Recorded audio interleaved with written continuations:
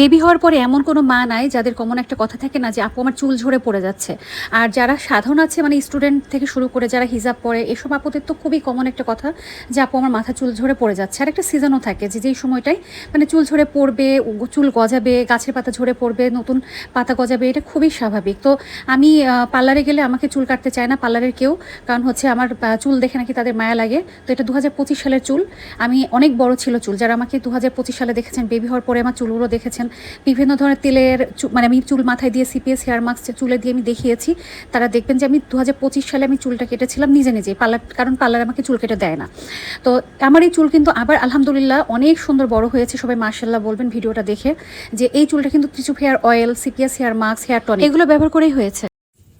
সেদিন একটা পোস্ট দিয়েছি যে চুল কেটে ছোট করে ফেলবো, সাইনাসের সমস্যা, মাইগ্রেনের সমস্যা, কেউ নেগেটিভভাবে নিয়েছে, কেউ পজিটিভভাবে নিয়েছে। তো আমার তো টোটাল 22 বার চুল রিবন্ডিং করা। তো দেখেন চুলগুলো জাস্ট মানে এভাবে আসলে দেখানো উচিত না, আমি আসলে দেখাতে আর চাই না।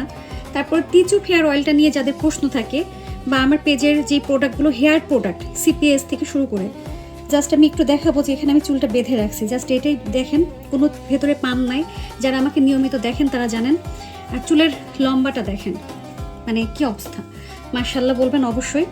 তো পার্লারে গিয়েছিলাম 2-3টা জায়গায়, কেউ আমার চুল কাটতে রাজি না। আমার চুল দেখে তাদের নাকি খুব মায়া লাগছে, উল্টা বলছে যে আবার রিবন্ডিং করতে, মানে অন্য এখন তো রিবন্ডিংয়ের অনেক রকম সিস্টেম আসছে। আর আমার মনে হচ্ছে আমি এখান থেকে যদি কেটে ফেলতে পারতাম আমি সাইনাস থেকে বাঁচতে পারতাম। তো যাই হোক, টিচু হেয়ার অয়েল নিয়ে মনে হয় আর কোনো প্রশ্ন থাকবে না।